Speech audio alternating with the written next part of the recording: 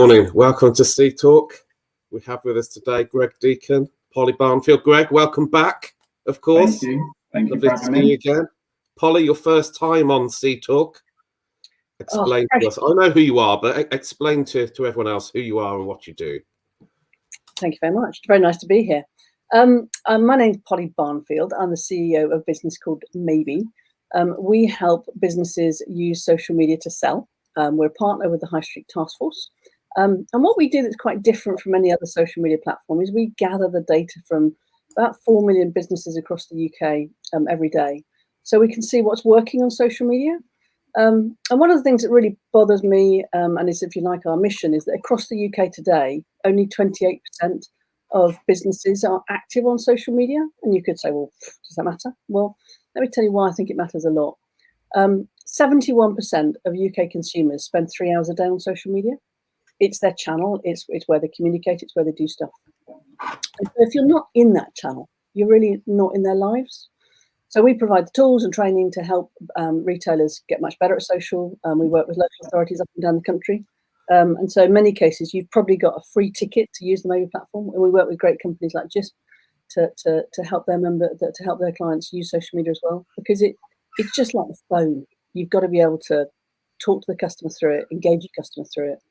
And we got a lovely program that we just launched called Local Rewards that provides bundles all social media content up into local guides so that everybody can promote their local high street. We believe that digital is, you should have a digital twin of your store, of your high street, and we provide the tech and the tools and the training to make that happen.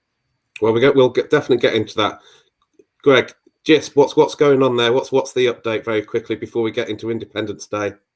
Wow, what's the update? So yeah, we've been very busy. Obviously announcing a partnership with Booker, which is fantastic, offering Booker retailers across Premier, Londis, Family Shopper, Buddings, the ability to digitally level up actually, and just not just think of it from a delivery, click and collect perspective, but what else can just offer that store and that local community. So to Polly's point around, when you think about, socialness, well, we play a big role in that, connecting customers to stores and helping them grow sales beyond the physical store itself, but can also be inside the store. So we've been busy doing that, busy building partnerships, working on the solution, and we've got a few things coming up in the next couple of months, which she'll be back to Sea Talk about, which are very exciting. Oh, well, we'll look forward to hearing the latest.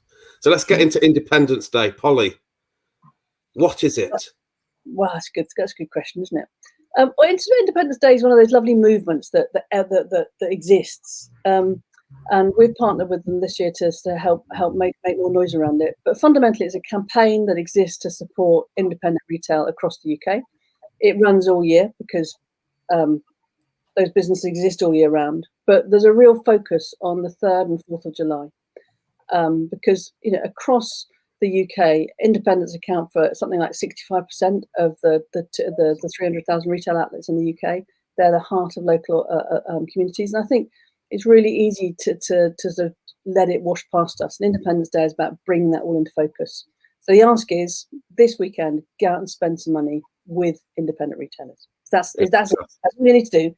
Go and spend money with independent retailers. I will, especially Good. now. You said Excellent. It was such authority. So how did it come about though? I think I have to confess that I've joined. We've been involved with it for over the last couple of years. I think a number of the retail membership organisations have initiated it, and it's moved. It's a little bit like the Olympics. It kind of moves around, and different people own it. So it's a movement that exists to support independent retailers across the UK. We're delighted to be supporting it through our local rewards product, and the idea is that it just helps independent retailers come to the forefront of everybody's mind, and make everybody stop and remember. It's been so easy to press that little button and have that brown box arrive from maybe a larger retailer, and it's time to stop and think. Well, hang on, how can I get that locally? I think there's so much more awareness of local matters, but actually go and do it.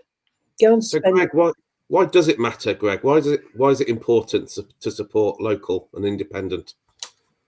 Well, I think we've seen recently the news around Gap, and it's horrific for many of the workers for Gap, and their stores are closing, especially on the high street, and how that's changing. But I think what we've seen is the independent retailers really are key pillars in their communities, and serving them every day, providing a real uniqueness, diversification, and fun in store. And you've seen guys at Gap and stuff, that these guys just never kept pace. They never made it retail entertainment. They never made the shopping experience exciting. They didn't keep pace with demands. And I think little independent shops are agile. They can do that. They can connect, but they can connect in store and they can connect online. And that's where solutions like Maybe come into play, because how do you broadcast to a bigger audience than just the physical store itself? And people like Gap never really work that out. Yes, now moving to an online-only e-commerce business, because that's less cost to them. They haven't been profitable since 2012 in the UK. So you have to challenge it and say, well, okay, those guys are leaving the high street, leaving retail from a physical store perspective, but what an opportunity for independent retailers, and what an opportunity for customers to fall back in love with the local retailers again. And that's been seen through the pandemic and how they've stepped up and been counted. But it can't just be a momentary thing. We have to support them, and those 300,000 businesses, Polly says, an extra fiver in their tills this weekend, it goes a long way. So I'll be making my little visit to my local shop this weekend, or spending the Deacon money, no doubt. The wife will do that for me, I'm sure. But we have to support them, because it makes it so much more entertaining and so much more vibrant, and brings a real sense of community and life to the local area. And we live in a world where every time I look at the news, somebody else has a 15-minute, 10-minute delivery. There's a lot of options for consumers right now. So what can retailers do? Let's get into it. This is advice for retailers now. What can they do to support Independence Day and compete in that way against all of this craziness that's going on in the market? Well, I think it's go back to basics. It's remember that your shop window is now extended far beyond your physical shop window. As a retailer on the high street, if you have a rubbish window, people won't come in, right? You've got to make it look enticing. The challenge is that window now exists on Instagram. It now, it's part of people. People judge you before they even reach your front door. But it's bigger than that. You've got to not just smile at them, say hello when they come in, and serve them beautifully. You've got to serve them before they get there.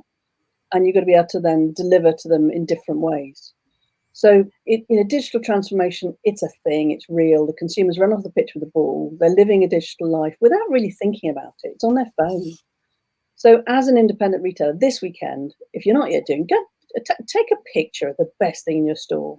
And if you can't do it, get somebody to show you how to use Instagram, and just start. Just do it. Just start. And if you get somebody else to do it for you, well then, more for you. Get hold of the phone and start to do it yourself, because you've got to learn how to reach your customers. And what if you're scared though? Just bite your bottom lip and do it. Go on, I dare you. It's literally that. Honestly, but there's the most. We've got different sizes of businesses. We've got the most amazing a small cafe in Putney, run by a lovely Italian lady called Isabella. She makes the best pasta you've ever had. But literally, at the beginning of lockdown, she had a brick. She didn't have a smartphone. She had a brick. Yeah. And we arrived in Putney doing a program and said, "Come on, Isabella, you've got to." I can't do this. I can't do the Italian accent. But lots of hand gestures. I can't do it. Anyway, long story short, she bought a smartphone, started to get the hang of it. She's learned how to do stickers and hashtags, and she's now sells more panettone than anybody else in that part of London. The rest of Putney are going to her and saying, "Isabella, how do I do this? How do I use Instagram?" She doesn't sell anything online, but she genuinely thought at the beginning of lockdown she got a shot. The bid, fair play to them, said, "You haven't. You can do it different ways. You can do takeout."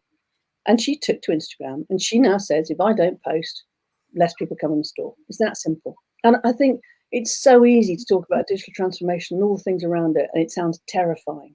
But all it is a different way of talking to your customer. So don't hide behind technology. Don't use big complicated words. Just say, am I reaching out to my customer and saying hello to them every morning? And if you're not, somebody else will be. And it's absolutely brilliant advice. Simple. So the key message here is just get involved, get online, get on Facebook, get on Instagram, talk to your customers, and if you're scared, bite your bottom lip and just get over it. You can do it. You can do it. Yeah, and I think there's another part of this, and this is how I met Greg, which is that it's not just about what you say. That wonderful day, all those years ago. Huge day. It's how you respond. You know, you've got to have banter. So it's not okay just to get an agency to post some stuff for you. You've got to jump into the conversation in your local community, the mums groups, the whatever it is, and go and be part of it. Go and have an opinion. And go and be you online, and that really matters. And your unique, that personality, that is why people come to your store to buy your thing. Is it has to have a digital persona, because that's what makes people think, I'm going to go to Bob's. I'm going to pop in there. Yeah, hey, look, I think that's really 10 minutes is up, Greg. Yeah, final thoughts. Well, I just think that's a really good point from Polly. I think we see it with a lot of retailers that we're trying to encourage to push socially, and some of them have not got a social account, and we set that up for them when we try and start that journey. But you just got to be yourself, right? However you're yourself behind the counter, just bring that online. It doesn't matter. But what's more important is being you, and that is what people locally will buy into. So it doesn't surprise me if you put some images of panettone and how to do panettone, and you're being authentic with it, that people are latching onto that, you know, and people are latching onto it in different ways on social media. This rapid delivery world that we're living in, Paul, you know, people are spending more time on social media. Great, we'll access them, you know, because they're doing other things. They're not going around the shop so much and seeking stuff out because they want it on demand. Well, how do you then reach out to them? Because to Polly's point, someone else will do it for you, and that's a bigger risk. Actually, there's bigger risk of not doing it at all. I don't think many people can get it wrong when they do it. If you make bloopers, if you make mistakes, so be it. Actually, that could be good PR in itself. That could actually. I think people are friendly to you anyway, aren't they? Especially if you're an independent retailer. It's fairly low risk, really. Hey, look, time is up. Greg, time is up. Is it already? It goes very, very quick. This is a really does. Let's go and get some panettone. Just fancy panettone now. I do fancy some of that actually now. I might seek it out. My final thoughts really are, you know, for consumers, love your retailer, go and support them this weekend, but make sure it's not just this weekend. Every day, every week, try and do something that makes a difference locally. Retailers, get involved. Don't step back and wait for it to happen. Go and make it happen. Perfect. Greg, thank you very much again. We look forward to seeing you soon. Polly, thank you for joining us for the first time. I hope to see you again. Love to. Please invite me back. And go spend money with independents this weekend. Spend money. I love it. Thank you both. Pleasure. Okay.